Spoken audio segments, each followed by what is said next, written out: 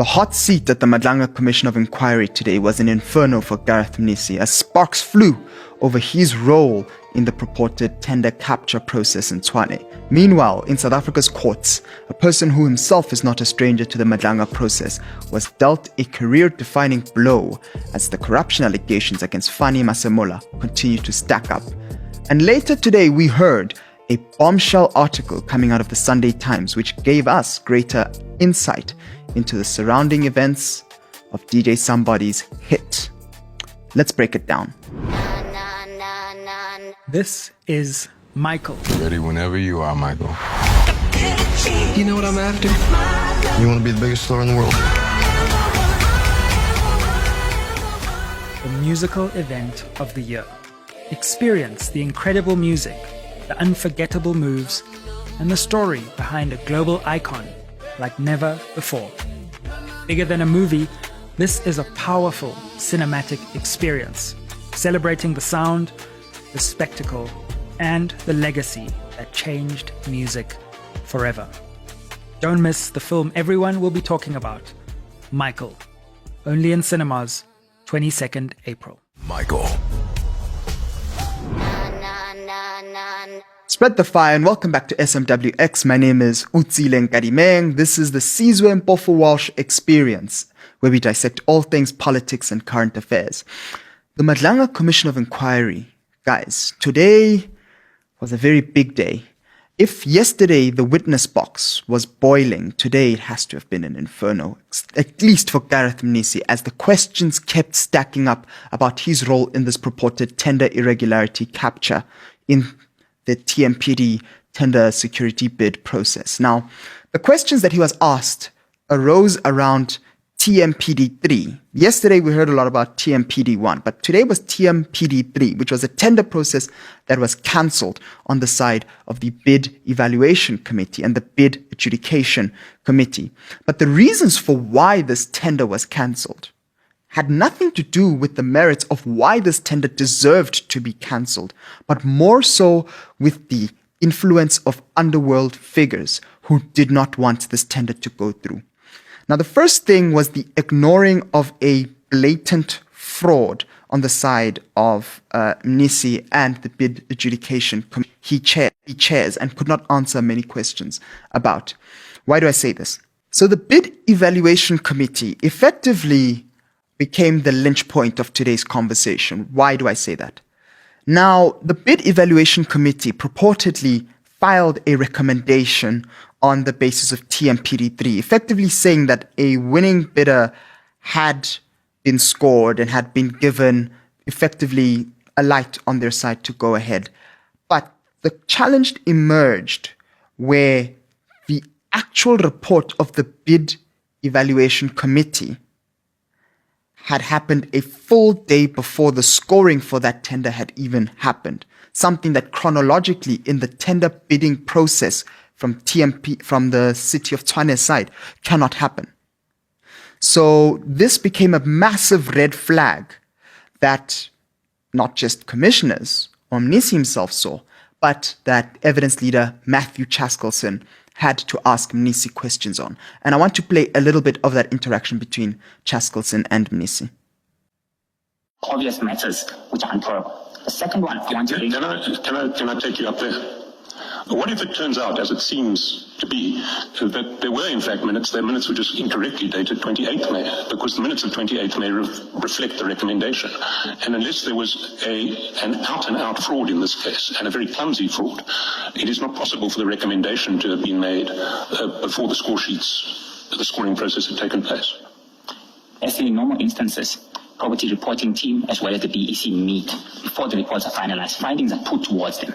When findings are put towards them, the BEC has got the opportunity to provide the relevant supporting evidence if they are disputing a particular finding from property. I'll give you an example. We had a discussion on TMPD-1 on the property report, where the property team came on board and clearly indicated there are two instances where we are disqualifying this bidder from Mtsira Security Services as a result of the audited financial statement not being there and as a result of the 5-cent track not being there. Property team provided the relevant evidence to, the BEC team provided the necessary evidence to the property team, convinced them accordingly, an amended confirmation letter was provided. In this instance, the BEC could not prove beyond reasonable doubt to probity that the minutes were there, which gives us surety as BAC that these findings are accepted, both 1 and 2, with the minutes for the one scoring member which were not there. They failed to justify to the probity team and the availability of those documentation. So you are saying that it was then established that the BEC had made a recommendation on the 28th before the scoring took place on the 29th. Is that what you're saying? No, Chair. What I'm saying is there's a missing element in terms of our protocols, and our protocols are there must be minutes that clearly detail what happened in the previous meeting as part of the compliance process. Within the process that was there was a major deficiency in terms of minutes not being available, which are key part and parcel of the process in order to ensure that the tender is legitimate. That was not there in this case, and especially that's what I'm saying. And it couldn't be proved, so apologies, AC, it couldn't be proved to the probity team when the internal arrangements and debate were occurring between the BEC and the BAC. When they came to BAC, the BEC and the probity team, when the teams came to BAC, they confirmed that the minutes were not there. Well, that doesn't appear in the BAC report, but let's take the implications of what you're saying. What you're saying is that there were no minutes of 29 May. Yes, I'm not saying that the probity report is saying that. Okay. What you're saying is that the BAC accepted that there was no evidence of minutes of 29 May. I'm accepting that, Chair. Yeah. The BAC also accepted that 29 May was when the scoring took place. The score sheets are dated 29 May. We accepted it. The BAC also accepted that in a document purporting to be minutes of 28 May, a recommendation was made for this tender. Please repeat that. On a document purporting to be minutes of 28 May, a recommendation was made for this tender, because that was the problem picked up by probity. Yes, we accepted that. So what the BAC accepted was that on 28 May, a recommendation was made. You accept that? I think I accept yes or no? Yes. Yes or no? I see the probity report indicates that. From a BAC perspective, I just want to add, you mentioned earlier on that in the BAC report we did not mention that. So what we do, we don't regurgitate all findings as is. We add matters that were not there. So we wouldn't have seen that isolating the BAC report as C, with all due respect. Taking into account the presentation that were brought to us, point number 5 indicates that the minutes of the meeting held on the 28th of May list 4 members, with Mr. Enos Ramanana's name appearing twice. We accepted that with the floor that came with that. So the commissioners were not buying what Mnisi had to say. Effectively, they rather follow the logic that this process for the bidding of this specific tender was fraught with corruption and was fraught with tender rigging, specifically with the intention of swaying the outcomes to a particular company. But once it became clear that this had the potential to be explosive and directionally expose people who were involved in this rigging of this tender process, they had to come up with reasons to dismiss the tender. Now, the reason why Mnisi is getting queried on this is because this is a fraudulent activity that he was aware of at the time at which the Bid Adjudication Committee had to come to its findings to cancel this tender. But they did not flag this in their report. They flagged 3 bullet points, and I'd like to just read them out for you here. The first of these bullet points, stemming from this meeting on the 23rd of October 2025, is that there were 6 documents that were lost during the relocation of documents to another storage facility, and that therefore the measures and controls that were supposed to be implemented to safeguard these documents were not there. And they send a nod effectively saying that they need to do better and implement these measures. The second being that the material irregularities that have been identified by probity, which stems from the Bid Adjudication Committee's report, were due to the pricing schedules which were issued as an addendum. And in this regard, the interpretations of the addendum stipulated the pricing schedules must be completed in full. Effectively, this is then being sort of weird and sus.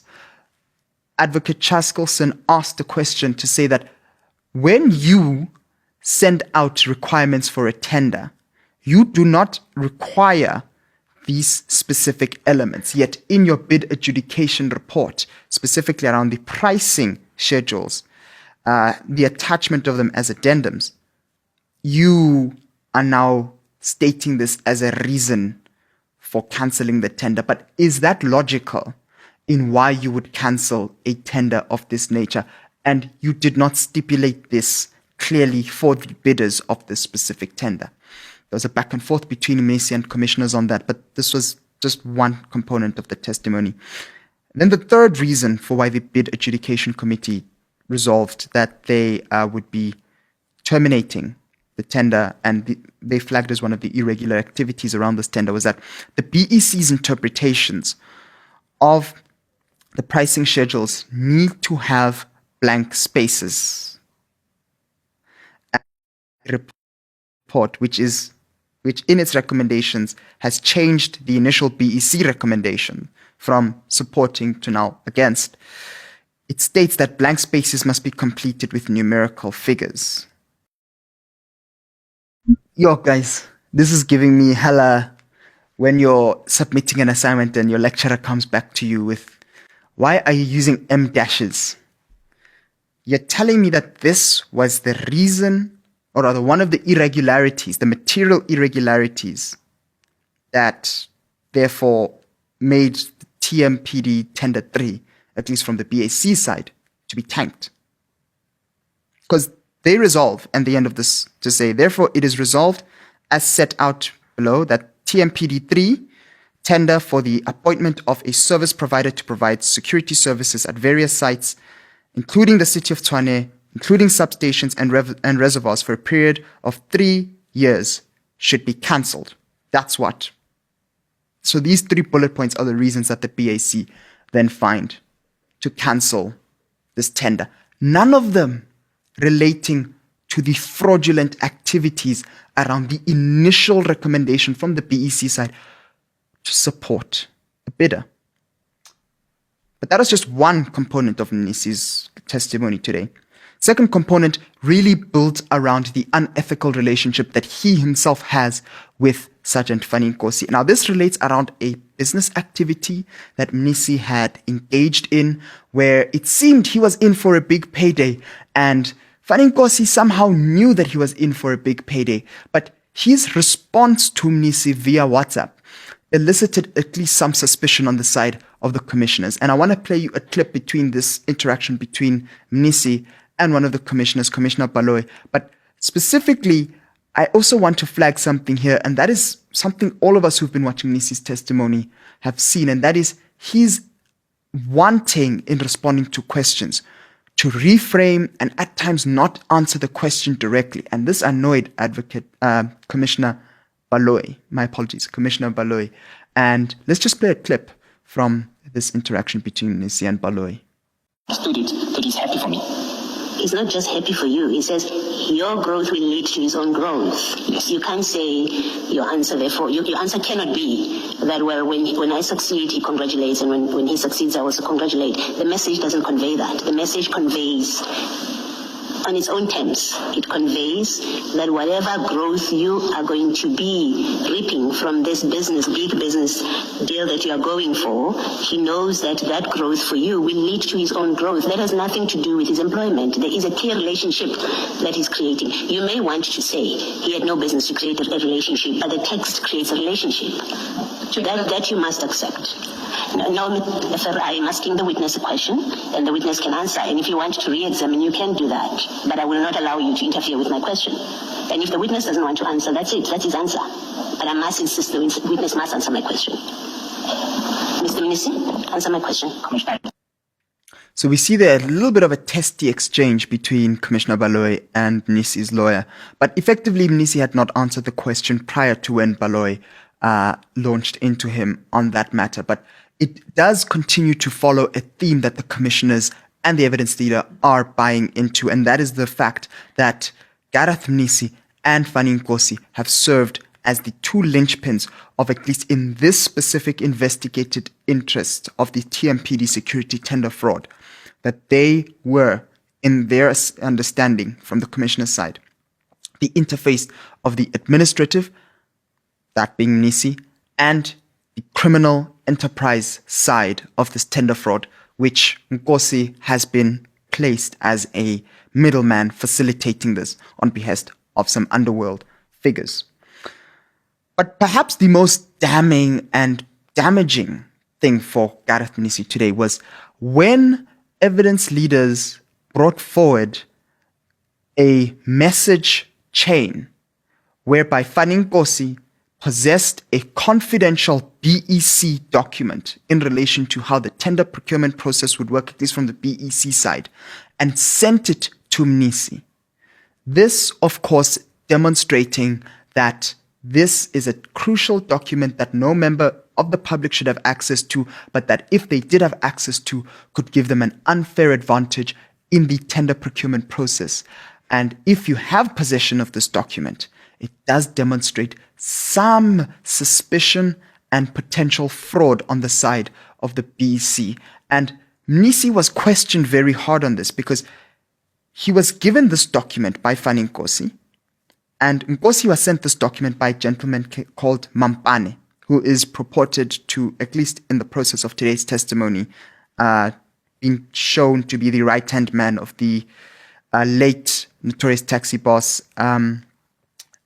Jonathan Mswazi Msibi. And so Mampane effectively instructed Nkosi to ensure that the tender appointment was stopped. This is shortly after Nkosi received this document.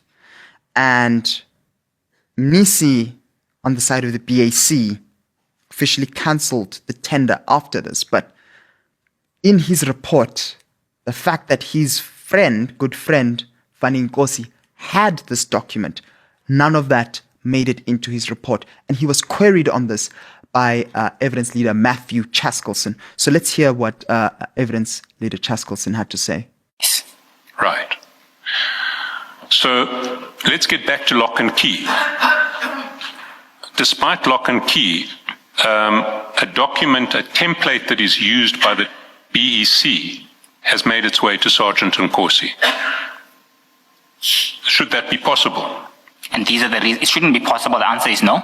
But these are the reasons why this tender was cancelled. This is not the reason why this tender was cancelled. Nowhere in any of the reports does it say Sergeant Nkosi received a template from the BEC, the process was compromised. I was saying that the test of safety and ensuring that document was safeguarded was one of the reasons why this tender was cancelled. Not specifically that Sergeant Nkosi, but the test for documents being kept safely was one of the reasons that were identified. That's the 25th of March. You now know that a template used by the BEC in relation to this tender has been sent to Sergeant Nkosi. That's going to taint the process of this tender, is it not? No. So then it's not a reason why the tender was cancelled. The documents that were lost was the reason. We just agreed, SC, that this was not the reason that Sergeant Nkosi received it. We agreed on that. Yes, it should have been, but it wasn't. Yes. But you knew from the 25th of March that this was happening and that this, objectively viewed, would taint the regularity of this tender. I had received this from my evaluation of the document. It contained information of the closing register, which was published. There was no additional sensitive information that was brought on board through evaluating, assessing this document that I had received. But you knew that the obvious inference to draw from the fact that Sergeant Nkosi sent you this document is that he had someone inside the BEC who was giving him documents. I didn't know. I don't know where that comes from. So I did not know where he received this. The obvious inference to be drawn from this was that Sergeant Nkosi had someone inside the BEC who was giving him documents. Is that, do you take issue with that? I do take. That's not true. Well, what other inference could you draw?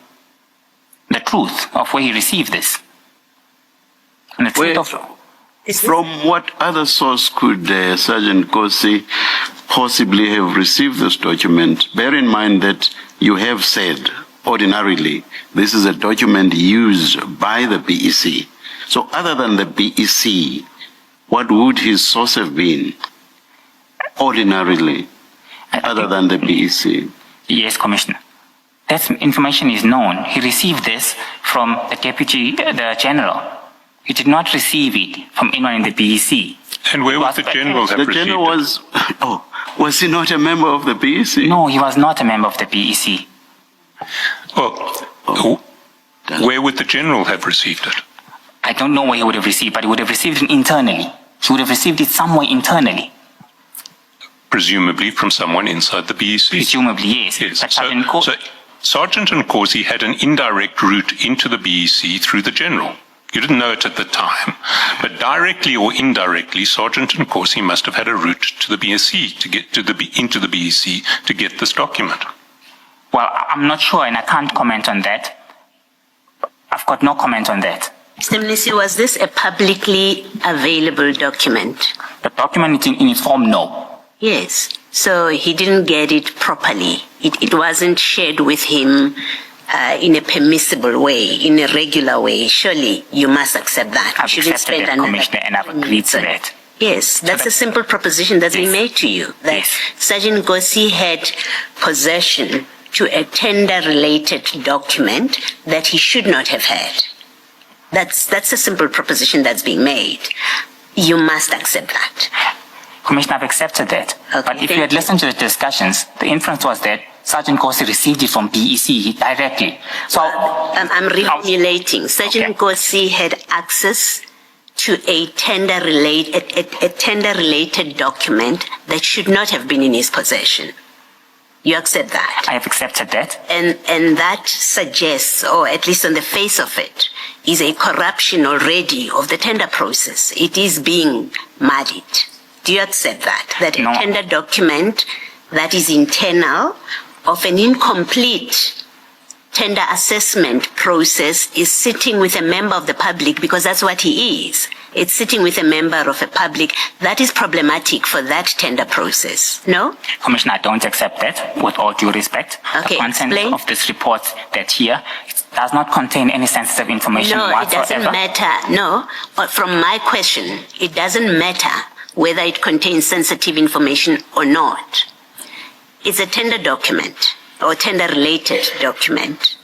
As a matter of policy, it should not be outside. I've agreed to that, yes. Of the municipality. That it is outside of the municipality with a member of the public in itself is an irregularity.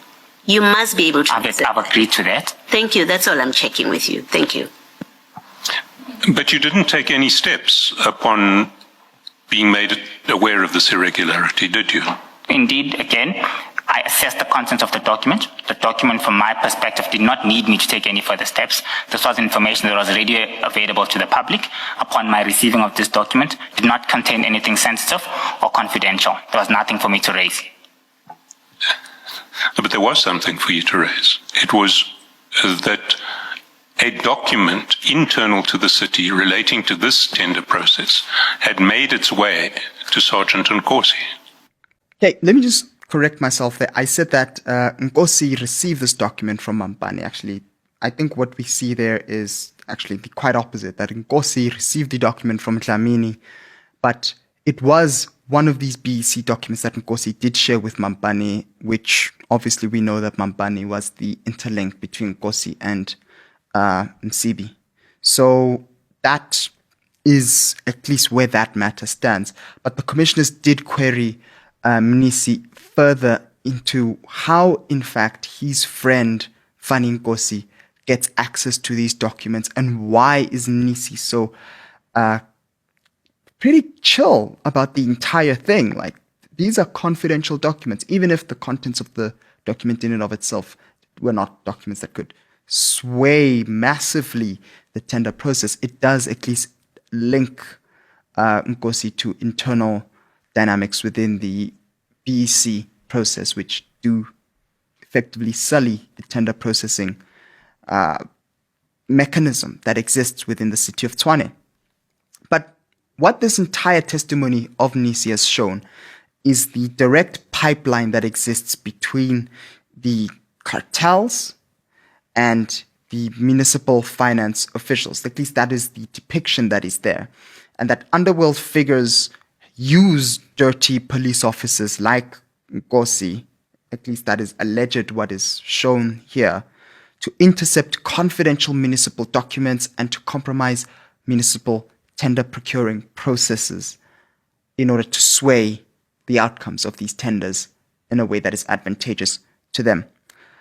We are looking at the digital footprints of extortion here, and that effectively is what we see in the messages between Mnisi and Nkosi, between, at times, Mnisi using Nkosi to communicate with Dlamini in matters that directly have to do with his job.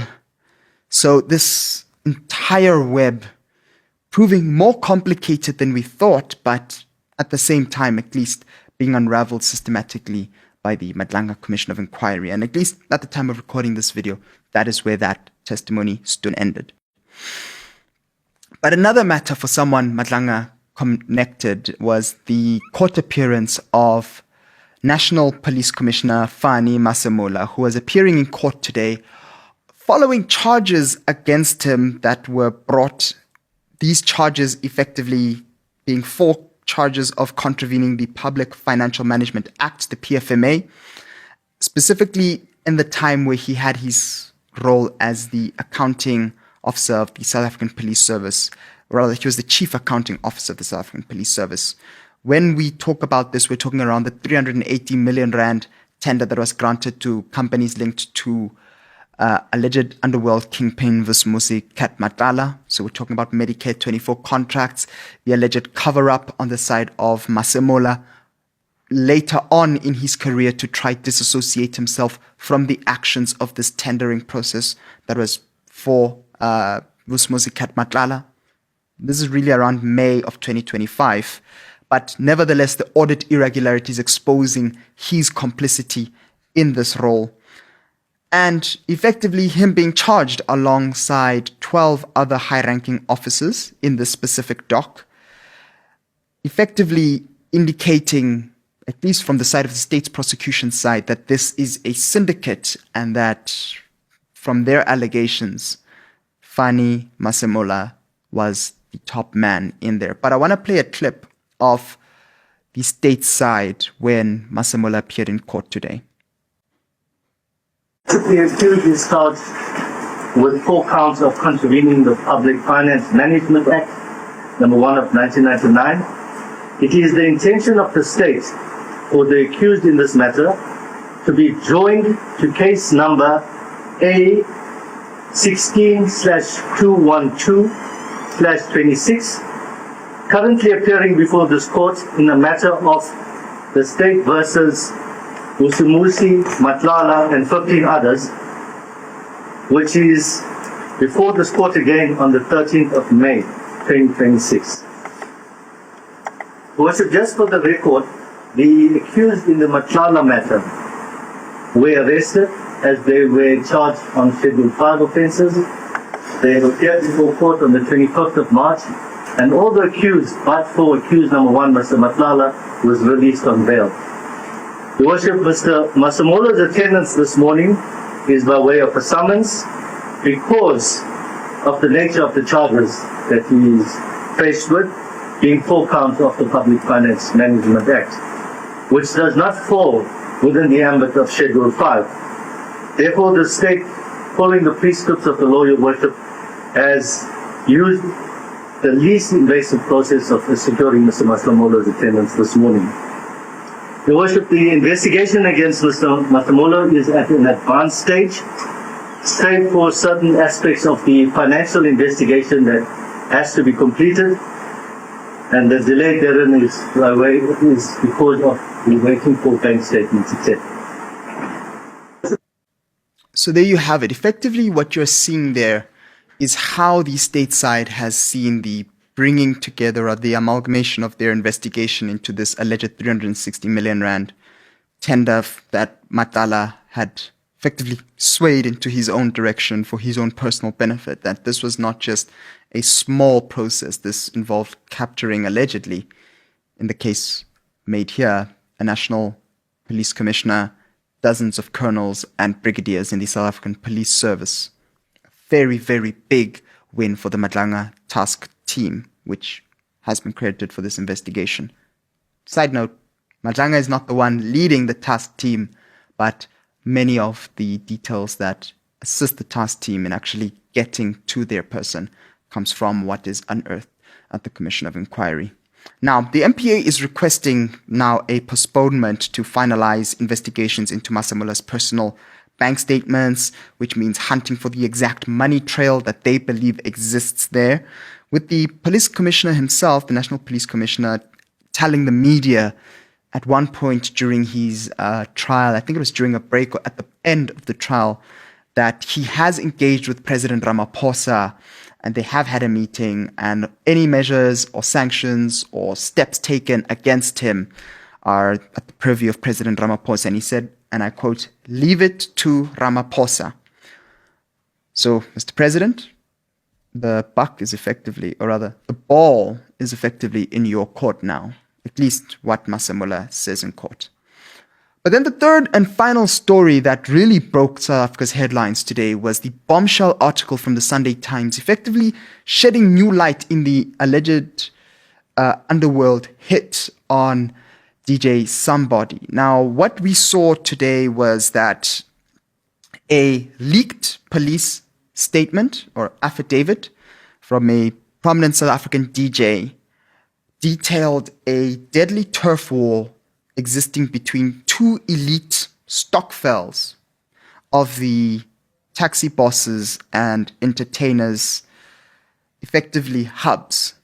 So what this article effectively alleges is that DJ Somebody was caught in the crosshairs of a battle over stolen narcotics or drugs from a KZN police station. Effectively, these drugs belonging to a prominent taxi figure, and those drugs, having been stolen from the KZN police station, were given to another underworld figure who identified these drugs as belonging to this notorious underworld taxi figure.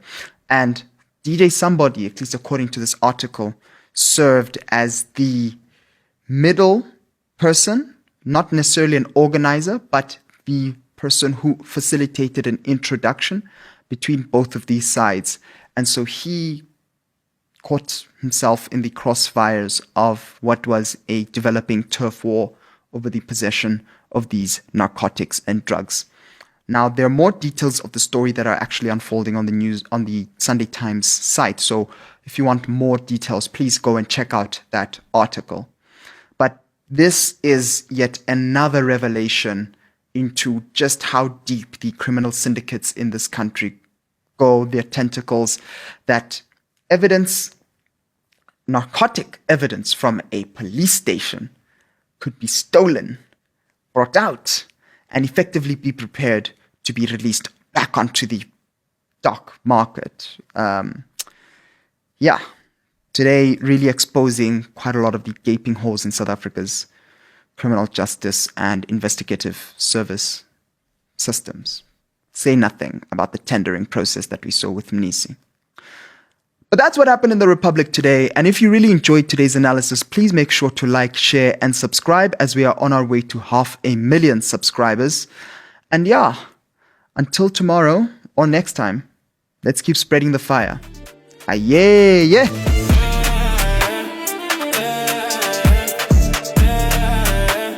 na na na